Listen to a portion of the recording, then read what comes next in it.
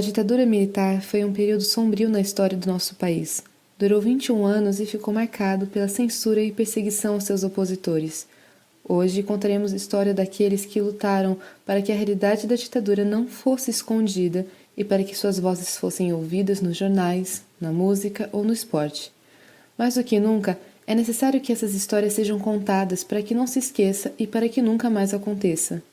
Como essas histórias são sobre censura, é importante lembrar que nos dias atuais há alguns grupos que pedem a volta da intervenção militar no país, alegando estarem em seu direito de liberdade de expressão. Porém, a intervenção militar é tida como inconstitucional, ou seja, pedir pelo seu retorno não fere só a Constituição, como também não se encaixa como liberdade de expressão.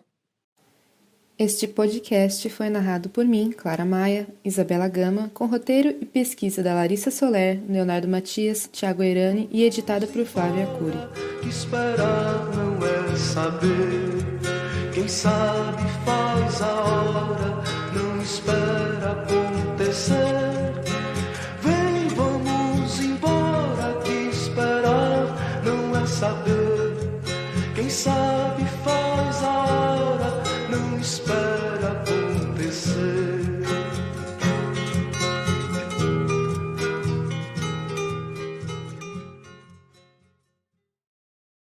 A luta contra a ditadura teve uma grande ajuda do movimento feminista. Muitas utilizaram a imprensa alternativa para se expressar contra o regime e discutiam aspectos e tendências do movimento a partir de temáticas como trabalho feminino, participação política, liberdade sexual, igualdade de direitos, aborto, políticas públicas para mulheres, entre outros. A imprensa feminina foi vista como necessária porque muitos meios tradicionais e até mesmo alguns da imprensa alternativa não abriam espaço para as mulheres e suas pautas, chegavam até mesmo a reforçar estereótipos sobre as mulheres. Um dos primeiros exemplos da imprensa feminina era o Brasil Mulher, criado por Terezinha Zerbini em 1975, mesmo ano em que a ONU criou o Dia Internacional da Mulher. Ele foi o primeiro jornal feminista do Brasil.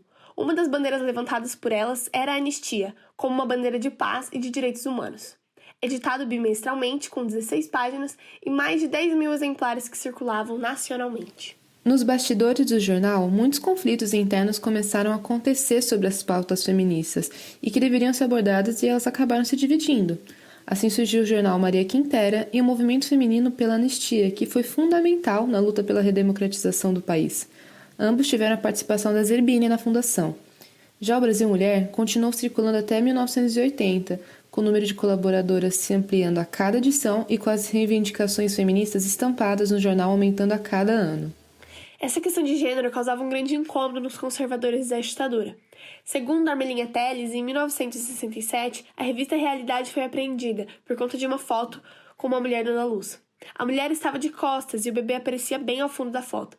Mesmo assim, a imagem foi considerada inapropriada.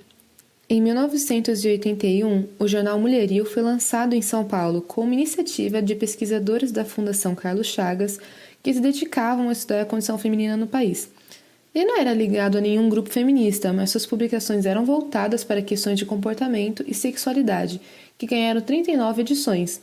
Ele era distribuído gratuitamente para instituições, emissoras de rádio, entidades acadêmicas, etc. Nessa época, outro jornal alternativo formado por mulheres ficou conhecido, o Nós Mulheres.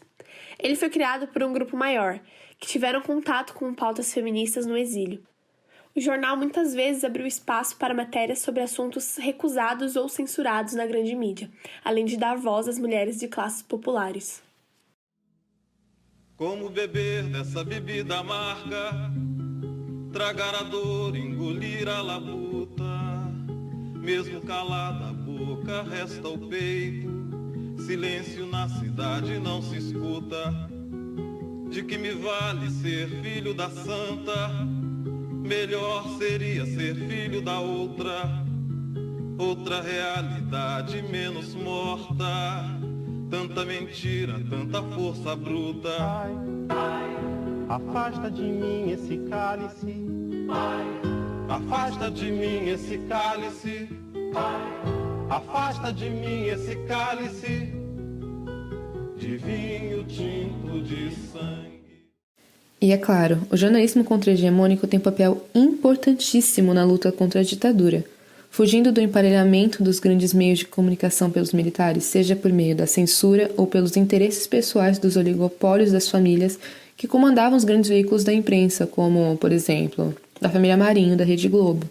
Um dos carros-chefes desse movimento, o Pasquim, que chegou às bancas durante o cenário de terror do AI-5, utilizou como arma o humor entre suas charges e reportagens. Ousou se levantar diante da repressão e, mesmo mantendo o maior dos alcances, começou uma revolução nos costumes e na maneira de fazer jornalismo na época. Para termos uma ideia do espírito rebelde e do deboche da equipe, o nome Pasquim significa jornal difamador ou jornal de pouca qualidade, na tentativa de antecipar as críticas que viriam posteriormente. Essa iniciativa toda veio de Tarso de Castro para substituir o também humorístico tabloide A Carapuça. O Tarso convidou o cartunista Jaguar e o jornalista Sérgio Cabral para serem membros fundadores. Logo, juntaram-se aos grupos outras lendas do jornalismo brasileiro, como os jornalistas Milor Fernandes e Paulo Francis, e os cartunistas Iraldo e Reginaldo Fortuna. A ideia desses revolucionários completou 52 anos no último dia 5 de junho. Além dos jornalistas do Pasquim, Vladimir Herzog, que hoje tem seu nome carregado em um dos prêmios mais conceituados da profissão e em um instituto que preza pelos direitos humanos, foi um ícone na luta pela liberdade de imprensa e contra a ditadura militar. Ele trabalhou como diretor de telejornalismo da TV Cultura de São Paulo, foi professor da USP e tinha vínculos com o Partido Comunista Brasileiro na resistência contra a opressão. A trágica morte de Herzog foi um assassinato a sangue frio, falsamente noticiado como suicídio pelo governo. Foi um dos momentos mais marcantes da história do jornalismo brasileiro e do regime militar.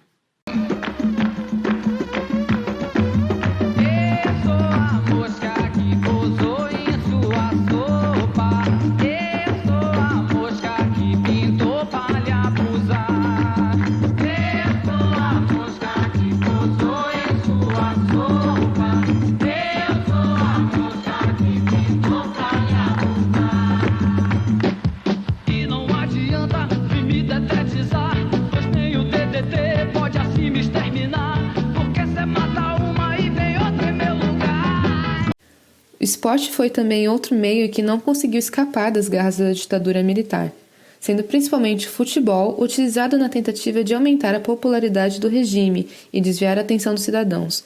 Essa prática ficou muito clara durante a Copa de 1970, período no qual fizeram grandes investimentos em propaganda, com o objetivo de criar um imaginário, ligando o sucesso da seleção de futebol com o sucesso que o país teria com aquele regime ditatorial. Faziam cartazes que associavam a imagem dos jogadores a slogans como "Ninguém segura esse país", na tentativa de inflar aquela euforia nacionalista que a população tem antes de uma Copa. Naquele período, o general Emílio Médici era o presidente do Brasil e tinha claras políticas populistas envolvendo o futebol. Ele queria criar uma imagem simpática, saía nas fotos ao lado do Pelé, organizava jantares com os jogadores, tentando ao máximo ganhar créditos pelas conquistas do time. Se tornou comum ver Médici dentro do Maracanã todo domingo, enquanto fora dele milhares de pessoas eram torturadas. Seu governo, inclusive, foi conhecido como os Anos de Chumbo, visto que foi o período com maior repressão, mortes e tortura de toda a ditadura militar. Outra ação tomada que ficou bem conhecida foi a demissão do técnico da seleção, João Saldanha, 2 meses antes da Copa começar a mando de Médici. Isso porque Saldanha foi em sua vida inteira um militante de esquerda, aliado do Partido Comunista e que não deixou de proferir críticas à ditadura, tanto em seu período como jornalista, quanto como treinador da seleção. Ele usava diversas vezes a sua posição social de destaque para lutar pelos direitos da população. O general, obviamente, não provava isso. A partir desse momento, diversos militares passaram a compor a comissão técnica da seleção, tudo para ter a certeza de que os valores da ditadura não seriam contestados pelo time. Que uma dor assim pungente não há de ser inutilmente a esperança, a dança da corda bamba de sombrinha, e em cada passo dessa linha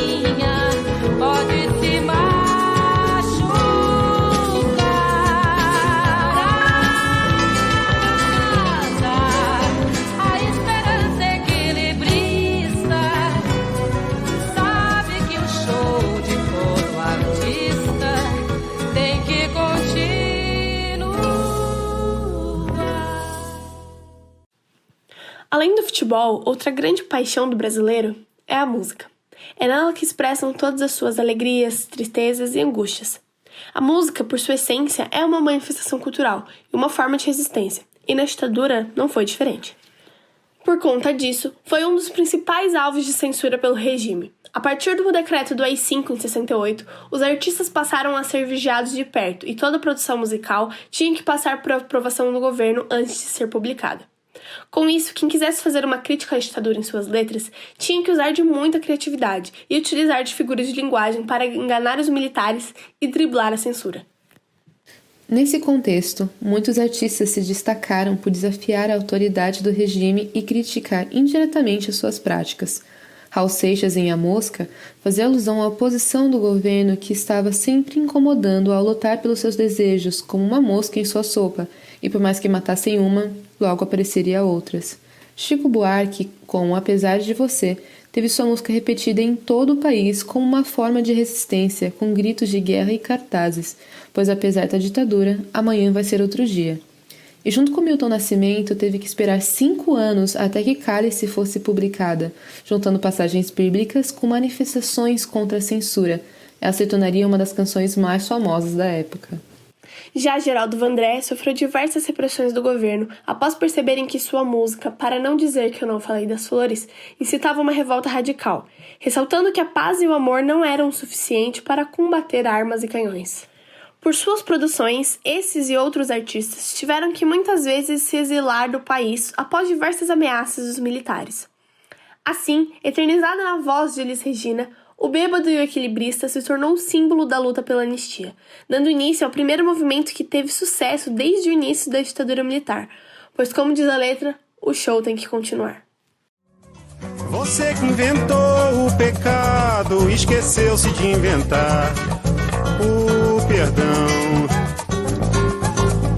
Apesar de você, amanhã há de ser outro dia. Eu pergunto a você onde vai se esconder da enorme euforia. Como vai proibir quando o galo insistir em